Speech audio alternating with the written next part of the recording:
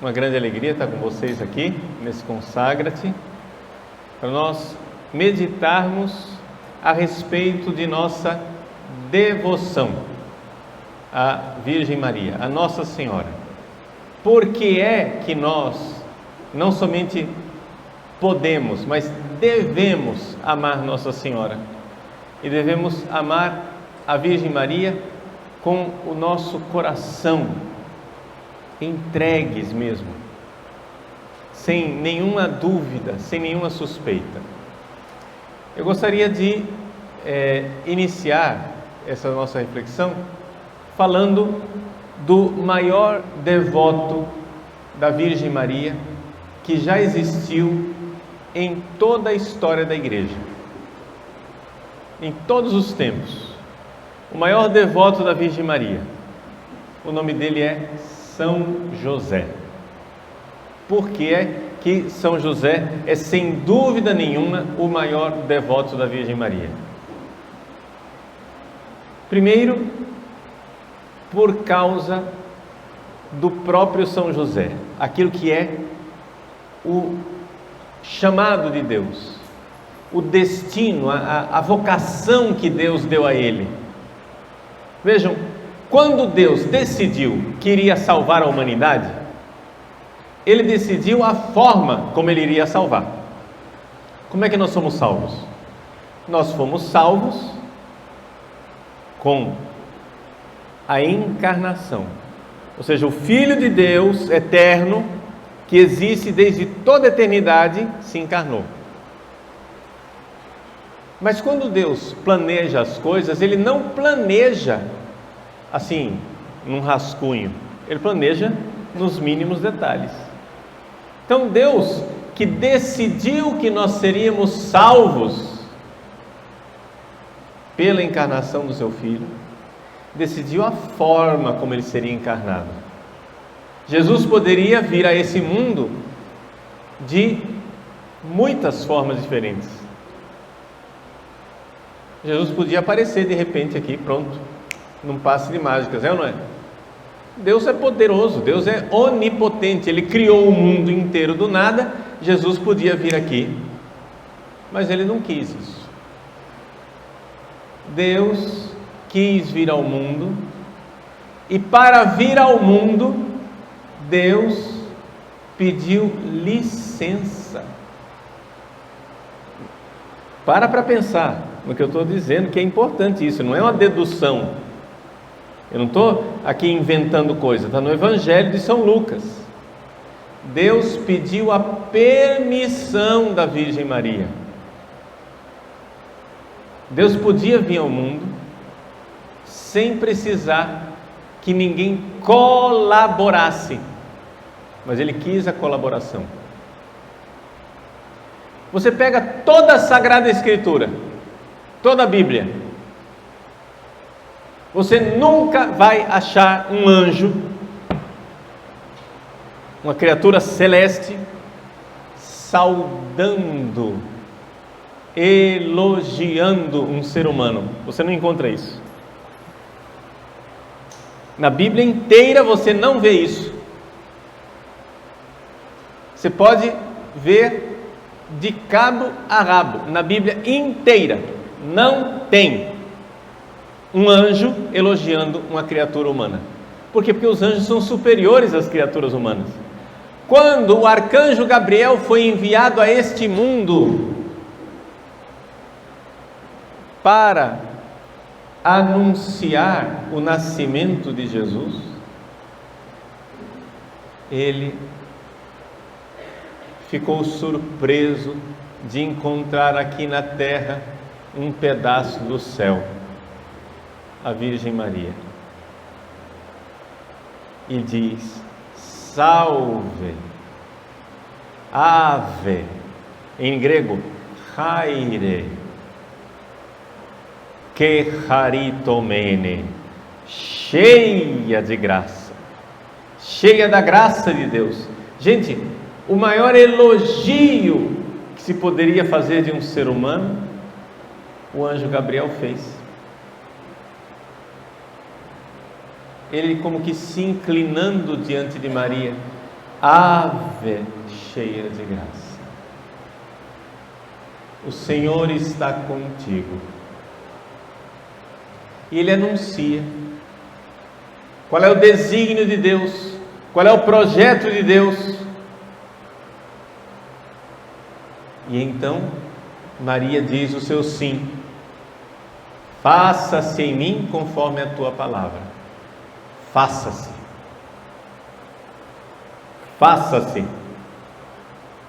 Nossa Senhora e o sim dela. Que beleza, que maravilha, essa grandiosidade. Deus quis vir ao mundo nos salvar, mas Ele quis vir ao mundo nos salvar com a cooperação dos seres humanos, com a cooperação de um ser humano, a Virgem Maria. Agora surge um outro capítulo da história. Se Deus, desde toda a eternidade, havia previsto que o seu Filho iria se encarnar, se Deus, desde toda a eternidade, escolheu Maria para ser aquela através da qual, com a cooperação da qual, o Filho dele iria se encarnar, cooperação não somente física, porque o corpo de Jesus foi gerado pelo corpo de Maria. Quem é mãe aqui? Levanta a mão. As mães. Muito bem. Os filhos de vocês. O corpo do filho de vocês foi gerado como? Não estou falando da concepção, porque a concepção em Maria foi milagrosa. Foi milagrosa, não teve relação sexual. Mas eu estou falando da gestação. A gestação, ou seja, aquela célulazinha única que era o embrião, ela, quando na barriga da mãe o bebê é concebido, a criança, o embriãozinho, tem 7 dias para descer da tuba uterina até o útero. O ovo humano, ao contrário do ovo da galinha, o ovo da galinha é um ovo gigante. O ovo humano, ele é microscópico. Então, o ovo da galinha, ele já tem todos os nutrientes necessários para se desenvolver. A galinha põe o ovo, a única coisa que ela vai dar para o ovo é o quê? O calor. Ela tem que ficar lá chocando, é o ambiente do útero.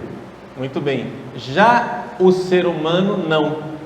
O ovo humano, quando ele é concebido, ele tem um prazo de 7 dias. 7 dias para se ligar na corrente sanguínea da mãe. Se num prazo de 7 dias ele não grudar na corrente sanguínea da mãe, num processo que a gente chama de nidação, se ele não entra em contato com a corrente sanguínea da mãe, aquela criança morre. E é exatamente isto que é o processo macabro, terrível, criminoso de uma coisa chamada anticoncepcional. Os anticoncepcionais, vocês sabem, tem um plano A e um plano B, são 2 hormônios. Primeiro hormônio, não conceber. Mas se falhar, tem um plano B, tem um segundo hormônio, que na hora que a criança desce para se instalar no útero, o segundo hormônio não permite que ela se instale e acontece um microaborto. Os anticoncepcionais não são só anticoncepcionais, tá? Eles são abortivos também. Nunca, mulher, nunca coloque um veneno desse na sua boca. É veneno contra seu filho. Injeção também, tá? Não é só na boca não. A injeção também. Então vejam só.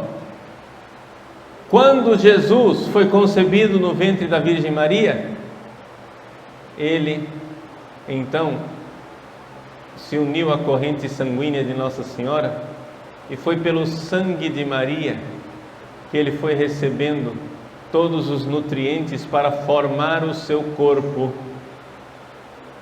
Então Jesus foi gerado, o corpo de Cristo, que nós adoramos na Eucaristia, foi gerado no ventre de Maria.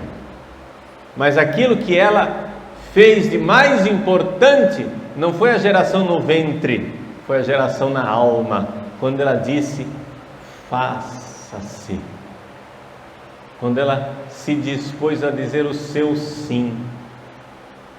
Pois bem, assim como Jesus veio a esse mundo pela colaboração da Virgem Maria, e Deus decretou isso desde toda a eternidade, e Maria livremente aceitou, também um homem chamado São José foi escolhido desde toda a eternidade. É importante isso, a gente lembrar da eleição de São José. São José foi escolhido por Deus. Os evangelhos apócrifos falam, não é?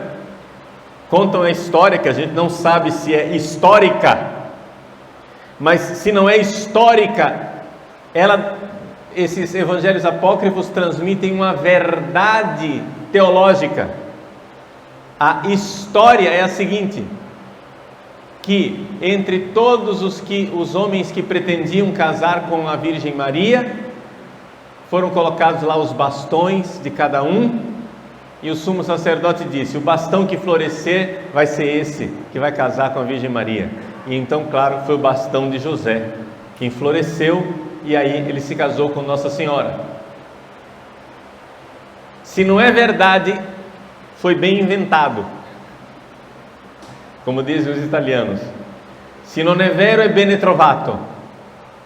Se não é verdade, inventaram direitinho, inventaram corretamente. Por quê? Porque Deus de fato escolheu São José. Com bastão ou sem bastão, houve uma escolha divina. Por quê? Porque São José era justo. A Bíblia faz esse elogio, que é o maior elogio que se possa fazer a um ser humano. Ele era justo. Justo. Ele não era um pecador, não era um homem desobediente a Deus, era um justo. Nós não sabemos os detalhes de como foi que José ficou sabendo da gravidez de Nossa Senhora. Existem várias teorias, várias hipóteses. Nós só sabemos de uma coisa: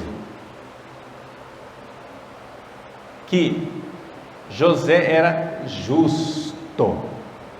Se ele era justo, nós temos duas alternativas. Ele não sabia que aquela criança tinha sido concebida milagrosamente, ele não sabia de nada, e achava que Maria tinha cometido adultério. E porque ele era justo, o caminho da justiça seria o quê? O apedrejamento. Mas não foi esse o caminho que este homem justo escolheu. Na época, a justiça, a lei dizia que uma mulher pega em flagrante adultério, ela precisava ser arrastada até a porta da casa do pai dela e ser apedrejada na porta da casa do pai, como infâmia. A Bíblia diz que José era justo. Se ele era justo,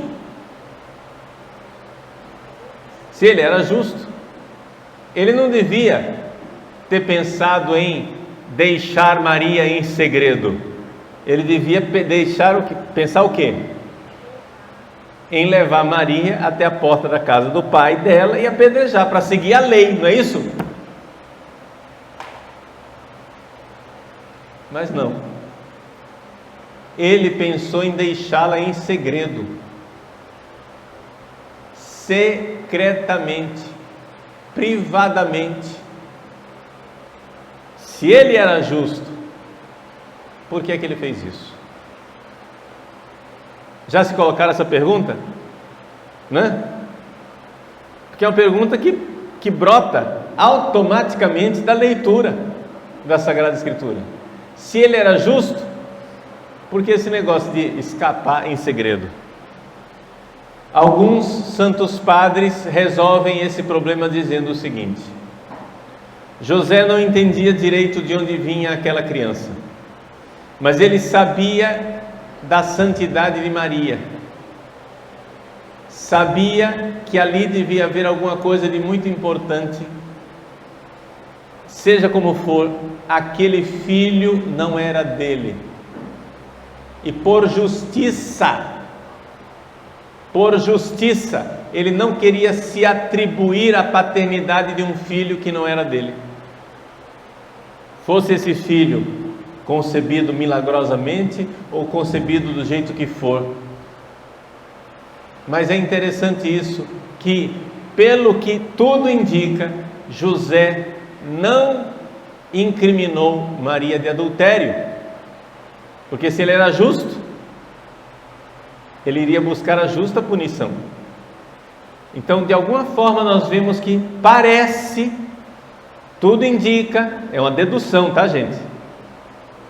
Tudo indica que, de fato, São José não suspeitou da retidão de Nossa Senhora.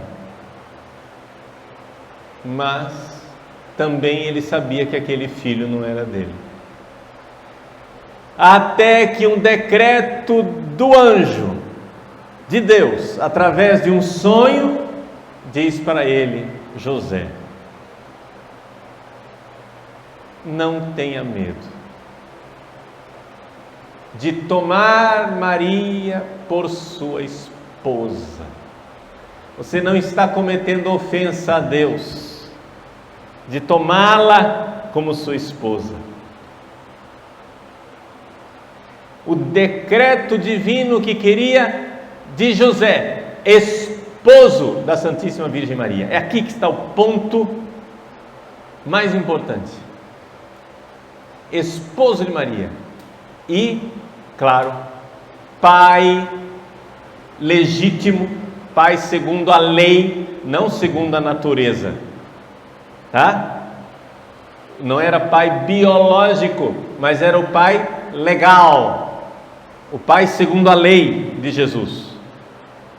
Tanto que ninguém, de tantos adversários, tanta gente que ofendia Jesus e criticava Jesus, ninguém jamais acusou Jesus de ser um filho bastardo, de ser um filho de um adultério, de ser um filho de uma traição. Ninguém jamais disse isso. Por quê? Porque José cumpriu a sua missão de assumir como seu filho legalmente. Aqui eu já quero então já tirar algumas conclusões. Vejam só, muitos de nós que queremos fazer a consagração a Nossa Senhora, muitos temos medo de fazer a consagração. Tem muita gente que pensa assim: nossa, a consagração é para pessoas muito santas, é somente para quem, né, já está santificado. Vejam, muitos sofrem então essa espécie de perplexidade, de dúvida que São José o Justo teve. Não tenhas medo, não tenha medo de receber Maria como sua senhora, podemos adaptar o texto. Não tenha medo de receber Maria como sua esposa, disse o anjo. E aí, nós temos que, se nós queremos realmente enxergar o relacionamento de José com Maria, se nós queremos entender São José e a Virgem Santíssima, nós não podemos ter medo, porque a Bíblia não tem medo de chamar São José de esposo de Maria. Esposo, verdadeiramente.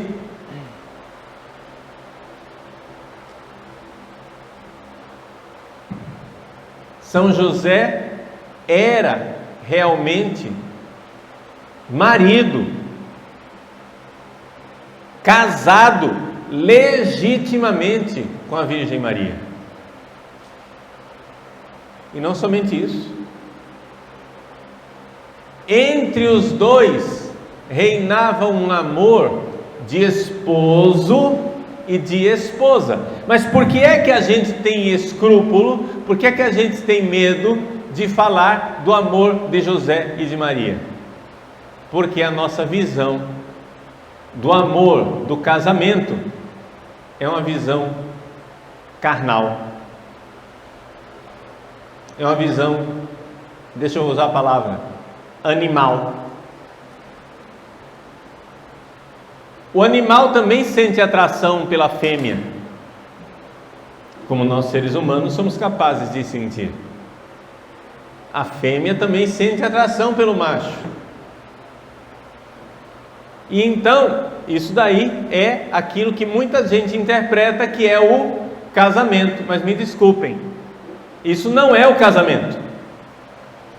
Por quê? Porque nenhum bicho se casa. Bicho não se casa. Bicho cruza, acasala, mas não casa. O casamento é um ato espiritual que tem, claro, tem uma manifestação física, corporal na relação sexual, claro, mas isso é a manifestação. Mas onde é que está a essência do casamento? Nosso Senhor, o que é que Ele fez? Ele, quando veio a esse mundo, Ele resgatou as famílias, inventando um sacramento, o sacramento do matrimônio. E o que é o sacramento do matrimônio? É pegar o casamento humano, natural, que não é dos bichos, hein? O casamento humano, natural, já é, de alguma forma, espiritual, porque bicho não se casa, bicho não assume compromisso. O casamento já existia antes de Jesus, os seres humanos já faziam casamento, mas aí aos poucos, né? Aos poucos as pessoas foram entendendo a natureza importante daquilo, e Jesus então deu o passo definitivo e transformou o casamento natural num sacramento. E esse sacramento é o quê? É sinal do amor de Deus por nós e de nós por Deus. Isso é o sacramento. Na carta de São Paulo aos Efésios, capítulo 5, São Paulo fala do amor entre marido e mulher como sendo o amor de Cristo pela igreja, sinal do amor de Cristo pela igreja. E como é que Cristo amou a igreja e a igreja ama Cristo? Cristo amou a igreja derramando o seu sangue pela sua esposa, a igreja, para que ela fosse salva. Vejam, o verdadeiro amor entre um marido e uma mulher, espiritualmente, sacramentalmente, catolicamente falando, o verdadeiro amor entre um homem e uma mulher tem que ser um amor em Deus. Veja, eu não estou negando que exista atração sexual, mas eu estou dizendo que isso daqui tem que ser elevado, porque Jesus elevou o sacramento, o casamento a sacramento. Então tem que ser uma realidade espiritual. E o marido, a mulher tem que se amar em Cristo, em Jesus, de tal forma que é a única forma que nós temos de o casamento ir para frente. Por quê? Porque todo mundo que se casa, chega uma hora, chega um dia que você olha para a pessoa com a qual você está casado e diz: meu Deus do céu, Onde que eu fui amarrar minha égua? O que é que eu estou fazendo aqui?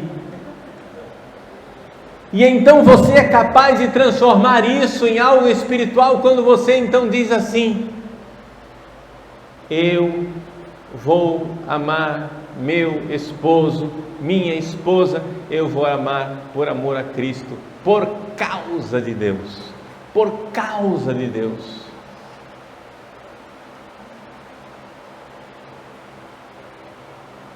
Se você quer realmente estar casado, você precisa amar sua esposa, seu esposo, por causa de Deus. Chega a dizer: Jesus, esse miserável filho da mãe aqui não está merecendo o meu amor, mas por você, Jesus, por você eu quero amá-lo, por causa de Deus. Para que haja verdadeiro amor cristão, verdadeiro amor divino. Existe o amor humano, mas Jesus quer pegar esse amor humano e elevar a um amor divino, a um amor por causa de Deus. Santo Tomás de Aquino nos lembra que o objeto material do nosso amor são três coisas: ou eu amo a Deus, ou então eu amo a mim mesmo, ou então eu amo o próximo. Não tem mais nenhuma alternativa, não é isso? Você ama a Deus, ama a você mesmo e ama o próximo. E esses três amores são obrigatórios. Você é obrigado, você tem que amar a Deus, você tem que amar a você mesmo, você não pode se odiar, você não tem direito de não se amar, e você não tem o direito de não amar o próximo, você tem que amar o próximo.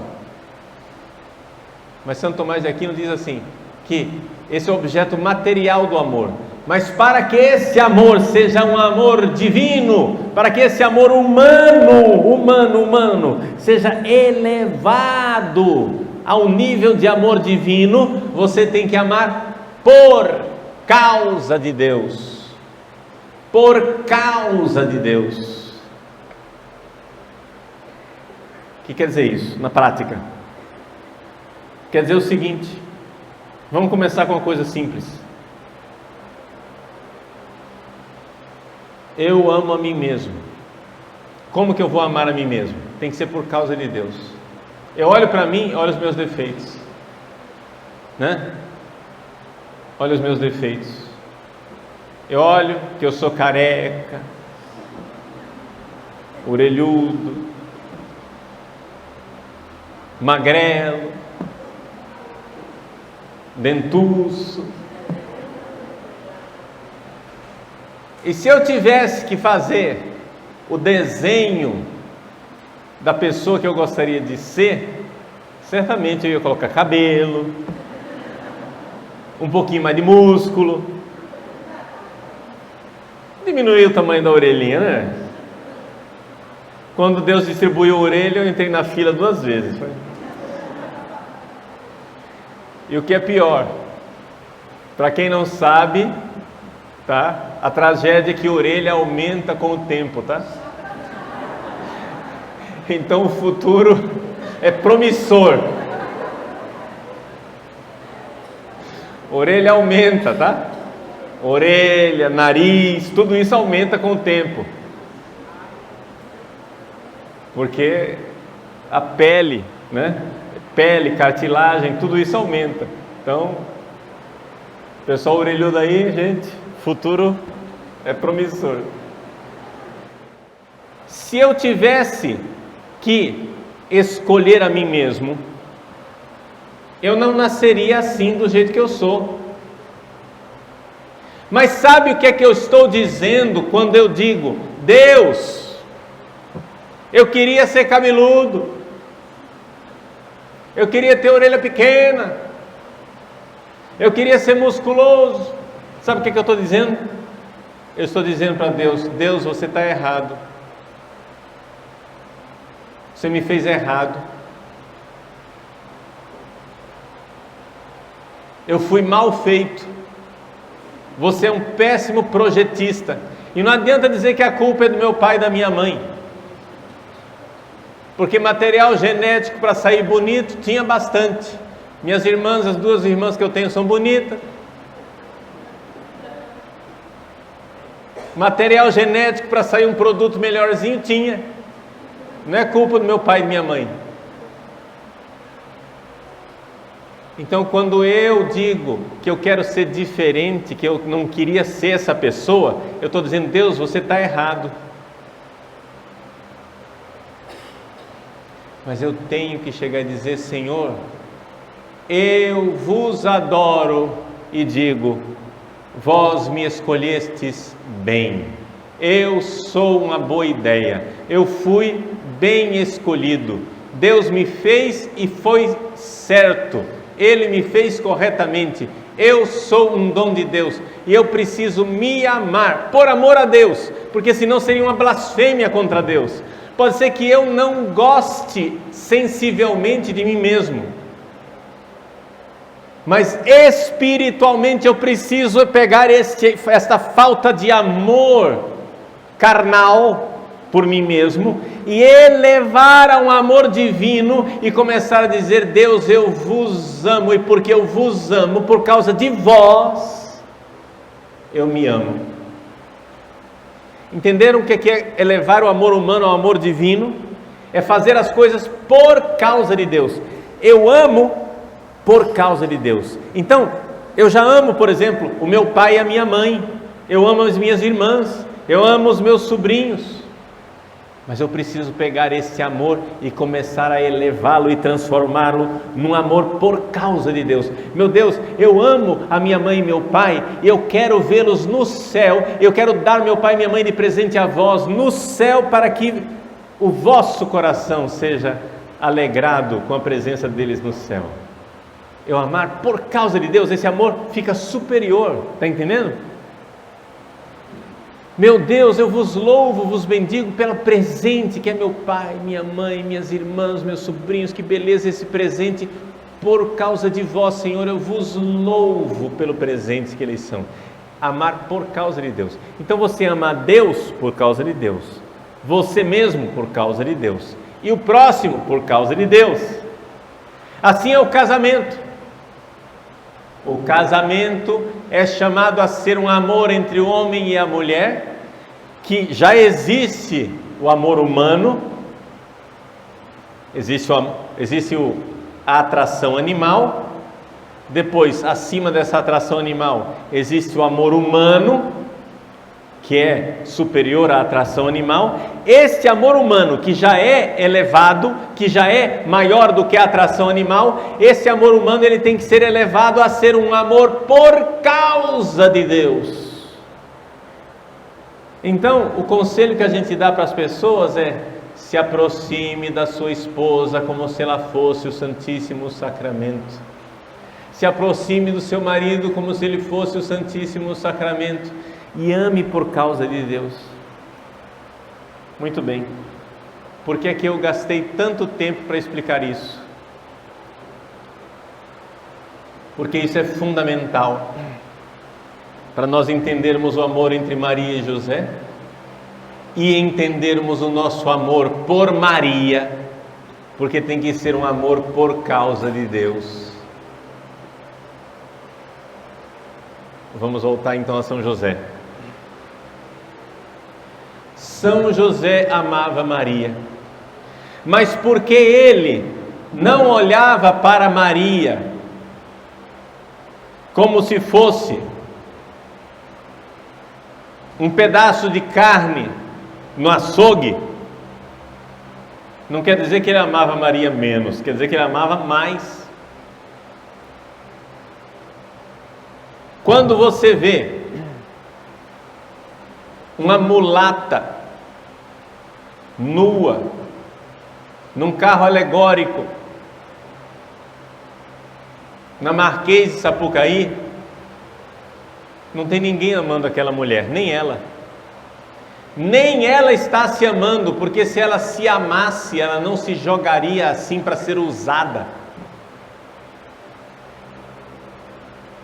A única pessoa que ama aquela mulher é se você, por acaso, ao olhar aquela mulher despida ali daquela forma, num carro alegórico, dissesse: Senhor, coitada dessa menina, salvai, Senhor, a sua alma. Concedei, Senhor, a ela o reino dos céus, que ela encontre a vossa salvação. Essa é a única forma de amar aquela mulher, naquele momento. Amar em Deus. Querer, gente, amar uma pessoa é querer que ela vá para o céu. O resto é babado. O resto é detalhe.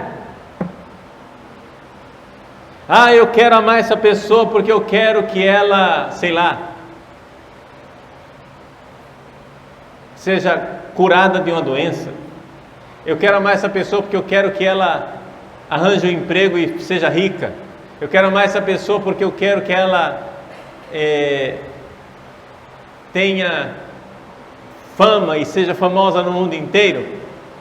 Gente, você pode desejar tudo isso, mas se você não desejar que essa pessoa seja salva e ganhe a vida eterna, você ainda não ama essa pessoa. Porque isso é que importa. O que é que adianta ser rico, ganhar na Mega Sena e ir para o inferno? Adianta, entende? O que é que adianta ser curado de uma doença e ir para o inferno? O que é que adianta ter emprego, ser famoso e ir para o inferno? Não dá. Então vejam, nós precisamos entender que o amor verdadeiro, o amor elevado, o amor humano, quando ele é elevado ao nível do amor divino, ele é por causa de Deus. Eu amo os meus irmãos e quero que eles se salvem. Por quê? Porque eles foram feitos por Deus para isso. Isso vai alegrar o coração de Deus. Isso vai dar glória a Deus. Gente, os santos padres nos dizem, não sei se você sabia disso, que os anjos, quando eles foram criados, Deus criou um trono para cada anjo no céu. Só que milhões e milhões de anjos se perderam como anjos decaídos e ficaram os tronos vazios. É uma linguagem simbólica, você está entendendo, né? Trono é uma linguagem simbólica. Tudo bem, ficaram os tronos vazios. E aí, Deus então criou os seres humanos para que nós ocupemos esses tronos. Tem um trono para você no céu, esperando você. E os tronos mais elevados são para as pessoas mais santas. Existem alguns teólogos que dizem que o trono que era de Satanás, de Lúcifer, o maior e o mais perfeito de todos os anjos, esse trono está sendo ocupado por São José. Por quê? Porque São José é o maior de todos os santos. E a Virgem Maria? Não, ela tem um trono só dela. Ela não está ocupando o trono de ninguém, é dela. Porque ela é a rainha do céu e da terra e do universo. Satanás não era o rei do céu e da terra e do universo. Por isso o trono dela é mais elevado. Mas o trono mais elevado seria ocupado por São José, porque ele foi o mais santo de todos os santos. Você vai dizer, mas padre, está escrito na Bíblia que o maior dos homens nascido de mulher foi João Batista, não foi São José? Eu sei disso que está escrito. E Jesus acrescenta, e o menor no reino dos céus é maior do que João Batista. Então já resolveu o seu problema. Quem que foi o maior? O maior foi São José. Por quê? Porque o que é que santifica uma pessoa? É o amor a Jesus que santifica a pessoa. Agora imagina São José recebendo Jesus todos os dias nos braços, amando Jesus todos os dias. Você acha que isso não santificou ele mais do que qualquer santo?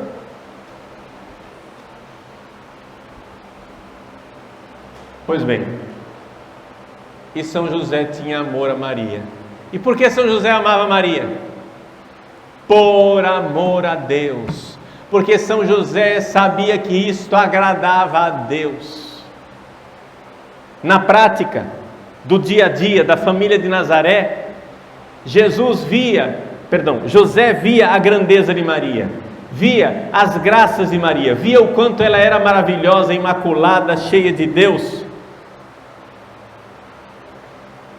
E então, por amor a Deus, José amava Maria. Não tenhas medo, José, de receber Maria. Então, por amor a Deus, por temor a Deus, por obediência a Deus, para agradar a Deus, José amou Maria, e amou Maria ternamente, e amou Maria enormemente, mais do que qualquer ser humano amou a Virgem Maria na face dessa terra, excluído, evidente, nosso Senhor Jesus Cristo, que amava mais. Não é verdade? Mas você imagine São José, com que amor ele se aproximava da Virgem Maria. A castidade de São José. São José é sempre representado como um lírio da castidade, porque nunca, jamais ele se aproximou de Maria e pensou jamais em tocar nela com um toque sexual. Jamais. Ele a amava por Deus. É esse amor. Tem um amor sexual, que não é amor de verdade, é atração sexual. Esse amor sexual ele pode ser elevado a um amor humano. E esse amor humano pode ser elevado a um amor divino. A atração sexual não basta para segurar um casamento. Estamos de acordo? Pessoal que é casado aqui, é ou não é? Não basta. Por quê? Porque esse negócio passa, fica sem graça. Daqui a pouco todas as outras mulheres do planeta são mais atraentes do que a sua. Todo homem um dia vai ter que perdoar o corpo da própria mulher. Você se casa com uma menininha, bonitinha, atraente, uma gracinha. Depois do 5º filho, o que é que virou?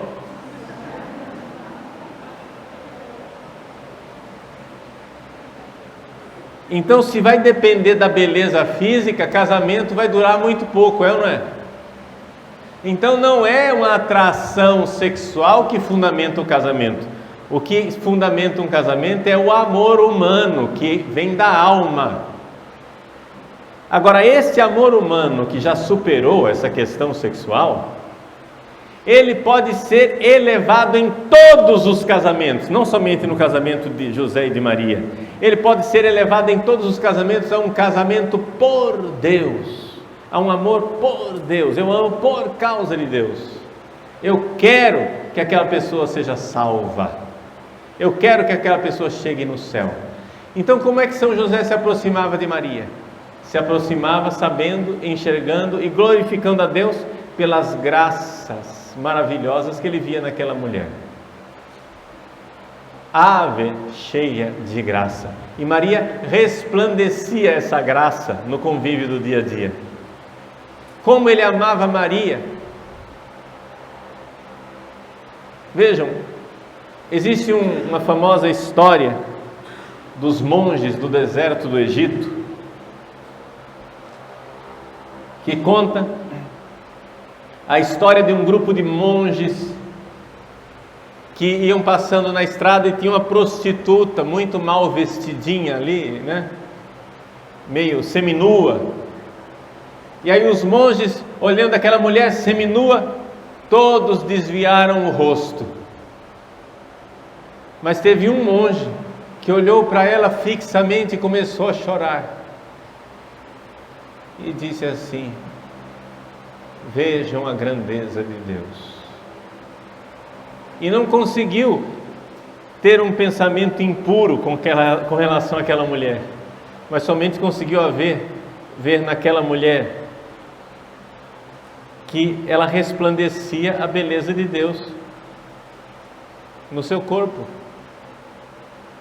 Se isso pode acontecer com um monge que olha para a beleza de uma mulher no seu corpo, imaginem São José olhando para a alma de Nossa Senhora, porque a beleza da prostituta ali era o corpo, a alma dela era horrorosa, né? Precisava se converter. Ela não se amava e não amava ninguém, porque uma mulher que se entrega para a prostituição, o primeiro crime dela é que ela não se ama. Pois bem, imaginem a Virgem Maria com a sua beleza espiritual. Como São José se aproximava da Virgem Maria. Então não é à toa que São José podia ter medo de tomar Maria por esposa. Quem é que se sentiria digno de tomar Maria como esposa? Quem é que se sentiria realmente capaz de fazer isso? Mas ele fez por amor a Deus, por obediência a Deus, porque sabia que isso agradava a Deus. E não somente, imaginemos o dia a dia, o quanto para agradar Jesus, José amava Maria. Gente, eu não sei se vocês são pessoas muito diferentes de mim, não é? Mas eu, por exemplo, me sinto muito alegre, satisfeito, tranquilo. Eu sinto o meu coração consolado de saber que meu pai ama minha mãe. É ou não é? E quanto mais ele ama minha mãe, mais eu me sinto alegre, seguro, feliz, consolado. É ou não é? Imaginem, não é, a dor do adultério para o coração dos filhos. Não é uma dor grande? Muito bem. São José, querendo amar Jesus, querendo agradar o coração de Jesus, amava profundamente Maria. Ele não era o pai natural de Jesus, mas Jesus o tratava como pai. No episódio em que Jesus é perdido e encontrado no templo entre os doutores com 12 anos de idade, Maria diz assim: filho, teu pai e eu. Quer dizer que Jesus chamava José de pai. Teu pai e eu. Evidente, tanto Maria como José como Jesus sabiam que Jesus não era filho biológico de José, mas Jesus chamava José de pai. Teu pai e eu. Então, vejam, José, que ama a Virgem Maria por causa de Deus. Eis aí a chave de leitura. É isso que eu queria transmitir para vocês nessa palestra, porque isto dá toda a razão, todo o porquê de nossa devoção à Virgem Maria. A gente é devoto a Nossa Senhora porque nós queremos agradar a Deus, porque nós sabemos que isso dá alegria ao coração de Deus. E o nosso amor por Maria não pode ser um amor meramente carnal, humano, de quem é carente de mãe. Eu tenho uma carência de mãe. Eu levei, deixa eu dizer para vocês uma coisa muito pessoal. Eu levei muito tempo para desenvolver uma verdadeira devoção a Nossa Senhora, sabia disso? Eu não tinha necessidade, não sentia necessidade de carência de ter devoção a Nossa Senhora.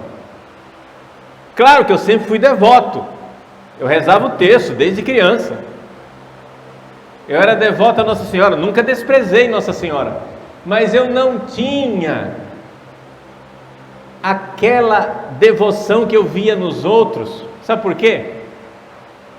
Porque eu dizia assim: eu não sou carente de mãe. Graças a Deus a minha mãe sempre me amou muito. Eu sempre soube que ela me amava e eu sempre a amei, e eu não me sinto absolutamente carente de mãe. Não tenho. Tem gente que tem a carência, né? Essa coisa, eu preciso de uma mãe, etc. Eu não tinha isso, eu não sentia falta. Quando eu queria colo de mãe, eu tinha a minha. Quando eu queria amar minha mãe, eu tinha a minha. Eu sempre amei minha mãe. E sempre tive certeza que ela me amava. Então não foi por carência que eu agora comecei a trilhar esse caminho de Nossa Senhora. Foi ao contrário. Foi por razões teológicas e espirituais. Porque eu comecei a ver que eu precisava amar Nossa Senhora por causa de Deus. Para amar mais a Deus, e porque eu precisava me aproximar mais de Deus, e por causa de Jesus, foi que eu desenvolvi a minha devoção a Nossa Senhora, porque eu vejo que isto agrada a Deus, porque Ele quer que eu seja esse filho agradecido de Maria. Ele me deu esta mãe aos pés da cruz. Quando Jesus diz aos pés da cruz: eis aí a tua mãe, Ele não está fazendo um ato simbólico. As palavras de Jesus são constitutivas. Assim como Ele diz: isto é o meu corpo, e a Eucaristia se torna corpo de Cristo. Quando Ele na cruz diz: esta é a tua mãe, neste ato, a palavra de Cristo faz com que ela seja nossa mãe espiritualmente. Ela foi constituída nossa mãe na cruz. E nós precisamos ir a ela. E então João tomou Maria na sua casa, na sua intimidade, a partir daquele dia. Então hoje, nessa primeira palestra, eu gostaria que nós ouvíssemos aquela voz do anjo: José, filho de Davi. Olha com que solenidade, né? Ele lembra o título: não tenhas medo de tomar Maria por tua esposa. Não tenhas medo de amar Maria. Não tenhas medo de entregar sua vida, de devotar a sua vida a ela. Não tenhas medo de dedicar a tua vida inteira agora para servi-la, amá-la, protegê-la. Não tenhas medo agora de levar Maria para que ela seja protegida de Herodes. Não tenhas medo de fugir com ela para o Egito, para ali você ser para ela seguro e proteção.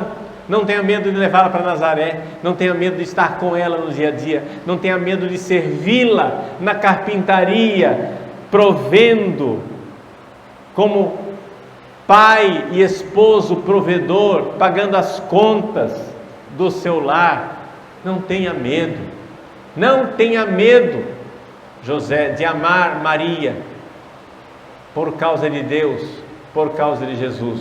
O filho não é teu, José. Eu sei que você se sente indigno de ser o pai do Filho de Deus, mas não tenha medo.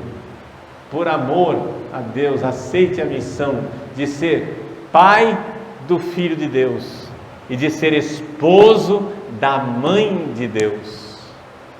O esposo da Mãe de Deus, o pai do Filho de Deus. São José deu este passo como homem justo, e como homem justo, o que nos justifica é o amor e a caridade.